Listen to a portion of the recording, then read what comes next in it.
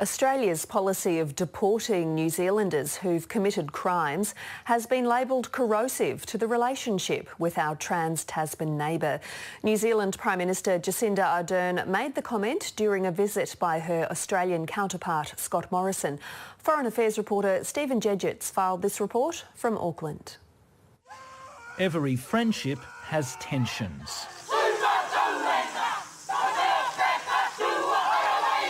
which need delicate handling. Australia and New Zealand agree on almost everything. It's hard to see where one finishes and the other starts. Australia is family in every sense of the word. But the two countries are not mirror images. Are we standing by the right ones? And one irritant in the relationship is now an open sore.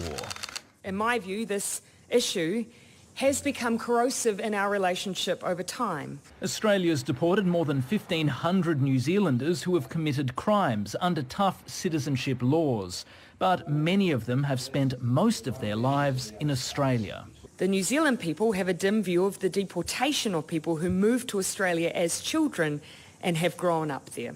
But Scott Morrison is not for turning. Australia will always be a country under my government which will treat the seriousness of the integrity of our immigration system very, very deeply.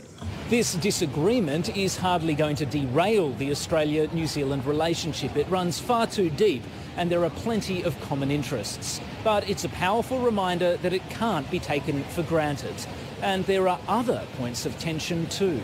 Like her predecessors, Jacinda Ardern has offered repeatedly to take refugees from both Manus Island and Nauru. This morning, Australian newspapers reported that New Zealand actually put some conditions on that in private, making it clear they'd only take families, not single men on Manus Island.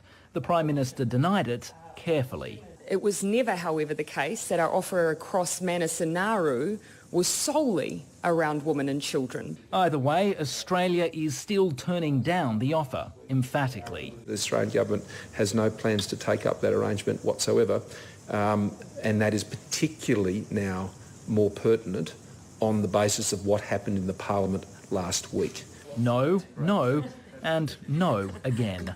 Stephen Jedgetts, ABC News, Auckland.